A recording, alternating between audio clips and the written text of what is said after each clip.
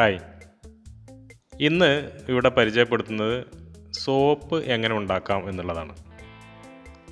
വളരെ അനായാസമായിട്ട് ആർക്കും ഉണ്ടാക്കാവുന്ന ഒരു സംഭവം തന്നെയാണ് സോപ്പ്. അപ്പോൾ നമുക്ക് ആദ്യം അതിൻ്റെ അച്ച് എങ്ങനെ ഉണ്ടാക്കാമെന്ന് നോക്കാം. ഒരു 2 ഇഞ്ച് പൈപ്പ് നമ്മൾ കട്ട് ചെയ്തെടുക്കണം. അതിനുശേഷം അതൊരു ഫ്രെയിമിൽ ഉറപ്പിക്കണം.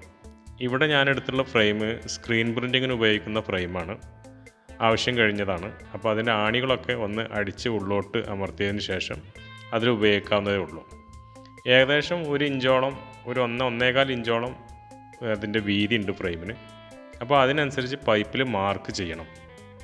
ശേഷം നമ്മൾ ഒരു കട്ടർ ഉപയോഗിച്ചിട്ട് പൈപ്പ് കട്ട് ചെയ്ത് കൊടുക്കുക. കട്ട് ചെയ്യുമ്പോൾ എഡ്ജ് കറക്റ്റായി ഇരിക്കാൻ ശ്രദ്ധിക്കണം. അതുകൊണ്ട് കട്ടറിൻ്റെ സൈഡ് വെച്ചിട്ടൊന്ന് ലെവൽ ചെയ്താൽ മതി. ഇപ്പോൾ കട്ടിങ് ഏകദേശം തീർന്നു. ഇനി ഫ്രെയിമിനുള്ളിൽ നമ്മൾ അത് ഓവൽ ഷേപ്പിലാക്കിയിട്ട് ഒട്ടിച്ച് വെക്കണം. അതിന് സൈനോക്രിലേറ്റ് ഗ്ലൂ ഏതെങ്കിലും ഉപയോഗിക്കുക. സൂപ്പർ ഗ്ലൂ എന്നൊക്കെ പറയുന്ന സാധനമാണ്. അത് വെച്ചിട്ട് പിടിച്ചിട്ട് ഉപയോഗിക്കുക. എന്നിട്ട് അതിന് ഒട്ടിച്ച് കൊടുക്കുക. അപ്പോൾ ഇത് ഓവൽ ഷേപ്പിൽ കിട്ടാൻ കുറച്ച് പ്രയാസം ഉണ്ടാവും. അപ്പോൾ ഒന്ന് പ്രസ് ചെയ്ത് പിടിക്കുകയോ എന്തെങ്കിലും ചെയ്തിട്ട് ഒട്ടിച്ച് കൊടുക്കണം. ശേഷം ഇതിൻ്റെ ഇടയിൽ ക്യാപ്പുകളൊക്കെ നമുക്ക് ഫില്ല് ചെയ്യണം. അതിനിവിടെ ഞാൻ ഉപയോഗിച്ചിട്ടുള്ളത് പ്ലാസ്റ്റർ ഓഫ് പാരീസും സിമൻറ്റുമാണ്. അല്ലെങ്കിൽ റെസിൻ ഉപയോഗിക്കാം. റെസിൻ ഉപയോഗിക്കുമ്പോൾ കൂടുതൽ ചിലവാകും. അപ്പോൾ ഞാൻ ഉപയോഗിച്ചത് പ്ലാസ്റ്റർ ഓഫ് പാരീസാണ്. ശേഷം സിമൻറ്റ് വെച്ചിട്ട് ബാക്കി ഫില്ല് ചെയ്തു. പിന്നെ അത് ക്ലിയറാക്കി വടിച്ച് എടുക്കണം. ഒരു ഭാഗം ഫില്ലാക്കി അല്പം ഒന്ന് ഉണങ്ങിക്കഴിഞ്ഞാൽ നമ്മൾ മറിച്ചിട്ടിട്ട് അടുത്ത സൈഡും അതുപോലെ തന്നെ ഒന്ന് ക്ലിയറാക്കുന്നത് നന്നായിരിക്കും. 2 സൈഡിലും നമുക്ക് ആവശ്യമുണ്ട്. 2 സൈഡും അത് ക്ലിയർ ആക്കിയില്ലെങ്കിലുള്ള വിഷയം എന്താണെന്ന് വെച്ചാൽ, നമ്മൾ സോപ്പ് മിക്സ് ചെയ്തതിന് ശേഷം അതിലേക്ക് ഒഴിക്കുമ്പോൾ അതിൻ്റെ കാവിറ്റികളിലൊക്കെ പോയി നിൽക്കാൻ സാധ്യതയുണ്ട്. നമുക്ക് മെറ്റീരിയൽ നഷ്ടം വരും.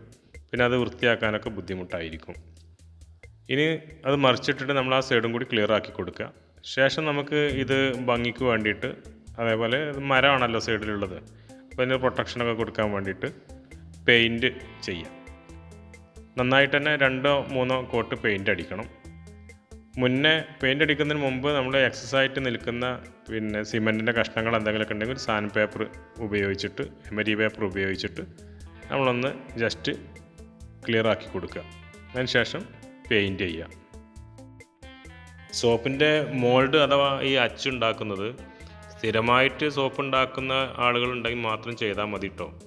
അല്ലെങ്കിൽ വല്ല ട്രേയിലോ പാത്രത്തിലോ സോപ്പിൻ്റെ ആകൃതിയിലുള്ള ചെറിയ എന്തെങ്കിലും പാത്രത്തിലൊക്കെ ഒഴിച്ചിട്ട് നമുക്ക് സോപ്പ് ഉണ്ടാക്കാവുന്നേ ഉള്ളൂ.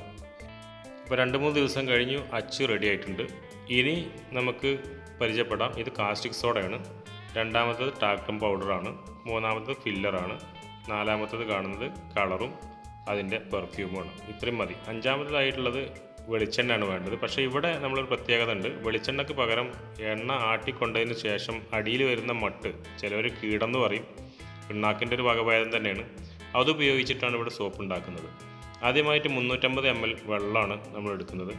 ആ വെള്ളത്തിലേക്ക് കാസ്റ്റിക് സോഡ പൊട്ടിച്ചിടുകയാണ് ചെയ്യുന്നത്. കാസ്റ്റിക് സോഡ ഉപയോഗിക്കുമ്പോൾ എല്ലാവരും ഗ്ലൗസ് ഉപയോഗിക്കണം. അത് ഹൈലി കൊറോസീവാണ്. നമ്മളെ ചർമ്മം അത് തേച്ച് മായ്ച്ച് കളയും, പൊള്ളും, ഒരു അലിഞ്ഞു പോകുന്ന രൂപത്തിലാണത് പോവുക.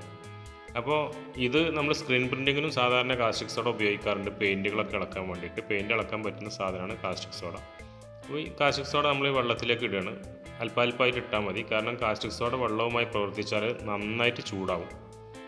അതിന് ആവിയും നല്ല പൊള്ളുന്ന രൂപത്തിലുള്ള ചൂട് തന്നെ വരും. പിന്നെ മേലെ ആയിട്ടുണ്ടെങ്കിൽ അത് ബുദ്ധിമുട്ടാണ്. അപ്പോൾ അത് ചെയ്യുന്ന സമയത്ത് ഗ്ലൗസ് ഇടണം.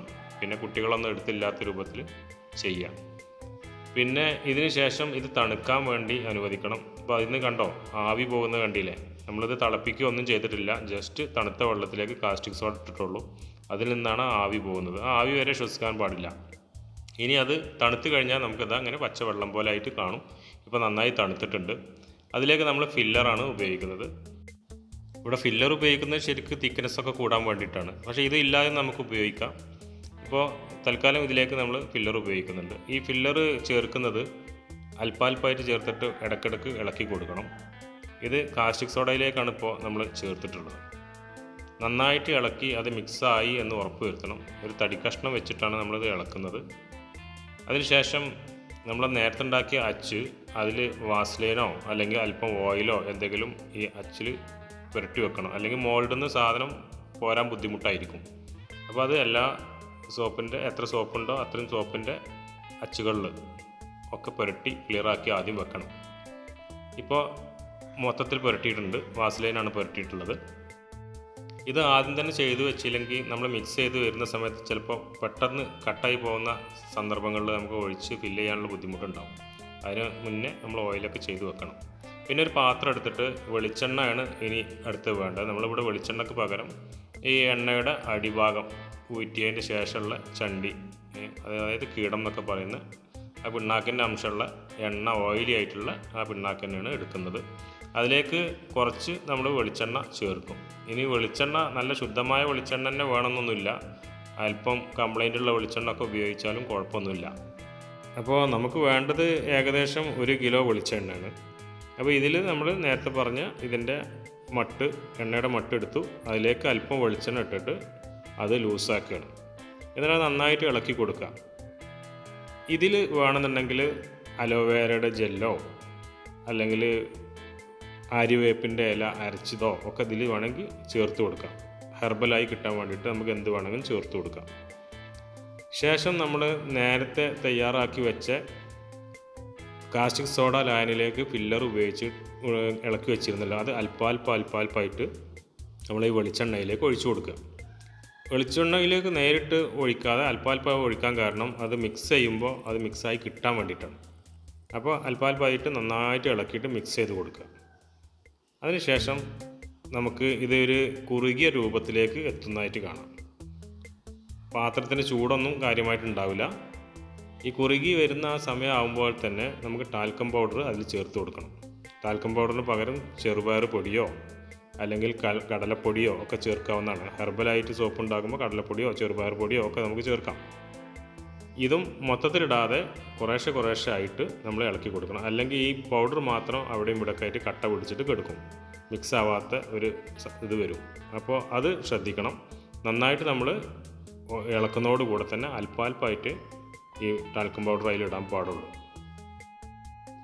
ഇപ്പോൾ ടാൽക്കം പൗഡർ നമ്മൾ മുഴുവനായിട്ട് ഇട്ടു, നന്നായിട്ട് ഇളക്കി ചേർത്തിട്ടുണ്ട്. ഇനി നമുക്ക് ഇതിലേക്ക് ചേർക്കാൻ ബാക്കിയുള്ളത് പെർഫ്യൂമും കളറുമാണ്. ഇതിൽ കളർ ഇതിന് പ്രസക്തമല്ല, കാരണം എന്താ വെച്ചാൽ ഇതിൻ്റെ എണ്ണയുടെ മട്ടാണ് നമ്മൾ ഉപയോഗിച്ചിട്ടുള്ളത്, അതുകൊണ്ട് കളർ വേണമെന്നൊന്നുമില്ല. എന്നിരുന്നാലും ഈ കളറ് അതേമാതിരി പെർഫ്യൂം ഇത് രണ്ടും കൂടി ഒരുമിച്ച് വരുന്നുണ്ട്. ഇത് നമ്മൾ ഇതിലേക്ക് ഒഴിച്ച് കൊടുക്കുകയാണ്. അതും അല്പാൽപ്പായിട്ട് നമ്മൾ ഒഴിക്കുക, നന്നായിട്ട് മിക്സ് ചെയ്യുക. അപ്പോൾ ഒരു കാര്യം ശ്രദ്ധിക്കേണ്ടത് എന്താ വെച്ചാൽ ഈ കാസ്റ്റിക് സോഡയും വെളിച്ചെണ്ണയും ചേർന്ന് കഴിഞ്ഞാൽ പിന്നെ അത് പെട്ടെന്ന് പ്രവർത്തനം തുടങ്ങി ഏകദേശം കട്ടാവാൻ തുടങ്ങും. വെളിച്ചെണ്ണ മാത്രമാണെങ്കിൽ പെട്ടെന്ന് കട്ടാവില്ല, കാരണം നമ്മളിവിടെ മട്ട് ഉപയോഗിച്ചതുകൊണ്ട്, എണ്ണ കീടം ഉപയോഗിച്ചതുകൊണ്ട് അത് പെട്ടെന്ന് കട്ടാവാനുള്ള സാധ്യതയുണ്ട്. അതുകൊണ്ട് ഇത് വേഗം ഇളക്കണം. വേഗം ഇളക്കിയതിന് ശേഷം നമുക്ക് അച്ചിലേക്ക് മാറ്റണം. അതിനുകൊണ്ടാണ് നമ്മൾ ആദ്യം മോൾഡിലൊക്കെ എണ്ണയോ വാസ്ലൈനോ ഒക്കെ തേച്ചിട്ട് വെക്കുന്നത്. തടി ഉപയോഗിച്ച് ഇളക്കി മിക്സ് ചെയ്യുന്നതാണ് ഏറ്റവും നല്ലത്. മറ്റേ തവിയോ സ്പൂണോ അങ്ങനെ എന്തെങ്കിലും ഉപയോഗിക്കുകയാണെങ്കിൽ അത് ചില ബുദ്ധിമുട്ടുകൾ വരാൻ സാധ്യതയുണ്ട്. ഇപ്പോൾ ഇത് ഏകദേശം നന്നായി കുറുകി വന്നിട്ടുണ്ട്. ഇപ്പോൾ നമുക്ക് അച്ചിലേക്ക് ഒഴിക്കാനുള്ള ആ ഒരു പരുവായിട്ടുണ്ട്. ഇപ്പോൾ വെളിച്ചെണ്ണ മാത്രമാണെങ്കിൽ ഇതിലെക്കാട്ടും ലൂസിലായിട്ടാണ് നമ്മൾ ഒഴിക്കുക. ഇതിപ്പോൾ കുറച്ച് മട്ടായതുകൊണ്ട് കുറച്ച് ടൈറ്റ് ആയിട്ടുണ്ട്. ഇനി നമുക്ക് അച്ചിൻ്റെ അടിയിലൊരു പേപ്പർ വെച്ചിട്ട്, ഓയിൽ പേപ്പറോ ബട്ടർ പേപ്പറോ അങ്ങനെ എന്തെങ്കിലും വെച്ചിട്ട് നമുക്കതിൽ ഓരോന്നിലേക്കായിട്ട് ഫില്ല് ചെയ്ത് കൊടുക്കാം. ഈ തടി ഉപയോഗിച്ചിട്ട് തന്നെ കുത്തി കൊടുക്കുക. വെളിച്ചെണ്ണ മാത്രം ഉപയോഗിക്കുകയാണെന്നുണ്ടെങ്കിൽ നമുക്ക് ഒഴിച്ച് കൊടുക്കാൻ പറ്റും, ഇങ്ങനെ കുത്തി നിറക്കേണ്ട ആവശ്യമില്ല. ഇത് നമ്മൾ മട്ട് ഉപയോഗിച്ചുകൊണ്ടാണ് ഇങ്ങനെ വരുന്നത്. അതിനുശേഷം നമ്മൾ നന്നായിട്ട് ഒരു ഗ്ലൗസ് ഇട്ടിട്ട് ഒന്ന് അമർത്തി ഫില്ല് ചെയ്ത് കൊടുക്കുക. 1 മണിക്കൂർ ആകുമ്പോഴേക്കും ഇത് ഉറച്ചിട്ടുണ്ടാവും. ഇപ്പോൾ ഉറച്ചിട്ടുണ്ട്. അടിവാഷാണ് ഇപ്പോൾ ഈ കാണുന്നത്. നമ്മൾ ബാക്കിലിട്ട പ്ലാസ്റ്റിക് കവർ മാറ്റി കൊടുത്തിട്ടുണ്ട്. അപ്പോൾ പ്ലാസ്റ്റിക് കവർ മാറ്റി ഇനി വെറുതെ മുകളിൽ നിന്നൊന്ന് പ്രസ് ചെയ്ത് കൊടുത്താൽ മതി. അപ്പോൾ ഓരോന്നായിട്ട് അടർന്ന് പോകുന്നുള്ളൂ. വേറൊരു കാര്യം ശ്രദ്ധിക്കുക, ഇത് കെമിക്കൽ റിയാക്ഷൻ പൂർണ്ണമായും കഴിഞ്ഞതിന് ശേഷം ഈ സോപ്പ് നമുക്ക് ഉപയോഗിക്കാൻ പാടുള്ളൂ. മിനിമം ഒരു 15 ദിവസങ്ങൾ നമ്മൾ വെച്ചതിന് ശേഷം ഉപയോഗിക്കാൻ പാടുള്ളൂ. കാരണം കാസ്റ്റിക് സോഡ ഹൈലി കൊറോസീവാണ്, ശരീരത്തിന് അത് ബാധിക്കും. ആ സമയം കഴിഞ്ഞാൽ ഫുള്ളായിട്ട് കെമിക്കൽ റിയാക്ഷൻ നടന്നു കഴിഞ്ഞാൽ പിന്നെ പ്രശ്നങ്ങളൊന്നുമില്ല. അപ്പോൾ ഒരു സോപ്പാണ് കാണുന്നത്. ഇനി നമുക്ക് മേൽഭാഗം വേണമെങ്കിൽ ഒന്ന് ഫിനിഷ് ചെയ്യാൻ വേണ്ടി ഉളിയോ കത്തിയോ എന്തെങ്കിലും വെച്ചിട്ട് ചെറുതായിട്ട് ചുരണ്ടി കൊടുത്ത് വൃത്തിയാക്കാം.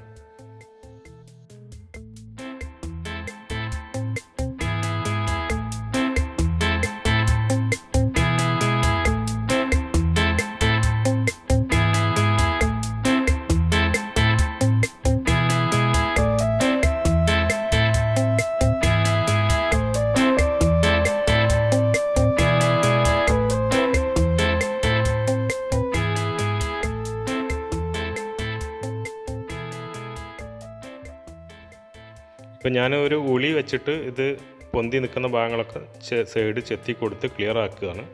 ഈ ചെത്തി എടുത്ത ഭാഗങ്ങൾ ഇനി അടുത്ത സോപ്പ് ഉണ്ടാക്കുമ്പോൾ അവസാന ഘട്ടത്തിൽ നമുക്കതിലേക്ക് ചേർത്ത് കൊടുക്കാൻ സാധിക്കും. അത് ആദ്യം ഇടാൻ പാടില്ല, അവസാന ഘട്ടത്തിൽ നമുക്കത് ചേർത്ത് കൊടുക്കാം. അപ്പോൾ വൈറ്റ് സോപ്പിൽ ഈ ചെറിയ പീസുകളൊക്കെ ഇടുകയാണെങ്കിൽ അതൊരു ഡിസൈൻ മാതിരി നമുക്ക് കാണും. അതുപോലെ തന്നെ ഇതിൽ നമുക്ക് ടാൽക്കം പൗഡർ ഉപയോഗിക്കാതെയാണ് പിയേഴ്സ് മാതിരിയുള്ള അപ്പുറം കാണുന്ന രൂപത്തിൽ, അതായത് ഒപ്പേക്കല്ലാത്ത സോപ്പുകൾ ഉണ്ടാക്കാൻ ടാൽക്കം പൗഡർ ചേർക്കേണ്ടതില്ല, നേരിട്ട് തന്നെ ഉണ്ടാക്കാൻ പറ്റും. പിന്നെ ഗ്ലിസറിൻ ചേർത്തിട്ടും നമുക്ക് ഉണ്ടാക്കാൻ പറ്റും. അപ്പോൾ ഇനി മുതൽ എല്ലാവരും ഇതൊന്ന് ട്രൈ ചെയ്ത് നോക്കുക.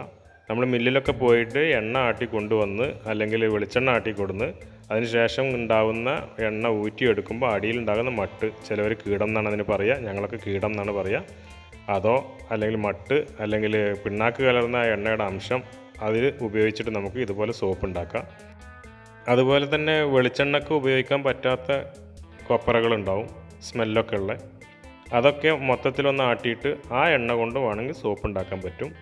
അതിൽ പെർഫ്യൂമും കാര്യങ്ങളൊക്കെ ചേർത്താൽ അതിൻ്റെ എണ്ണയുടെ മണമോ അങ്ങനെ ഒന്നും നമുക്ക് തിരിച്ചറിയാൻ സാധിക്കില്ല. തികച്ചും ആരോഗ്യകരമായ രൂപത്തിലുള്ള സോപ്പാണ് ഇപ്പോൾ നമ്മൾ ഇന്ന് ഇതിൽ കാണിച്ചിട്ടുള്ളത്. അപ്പോൾ എല്ലാവരും ഒന്ന് ട്രൈ ചെയ്ത് നോക്കുക. പിന്നെ ഇതിൻ്റെ ബാക്കിയുള്ള ഭാഗം ഞാൻ പറഞ്ഞില്ല, കട്ട് ചെയ്ത ഭാഗം നമുക്ക് അടുത്ത സോപ്പ് ഉണ്ടാക്കുമ്പോൾ അതിൽ ചേർക്കാവുന്നതേ ഉള്ളൂ.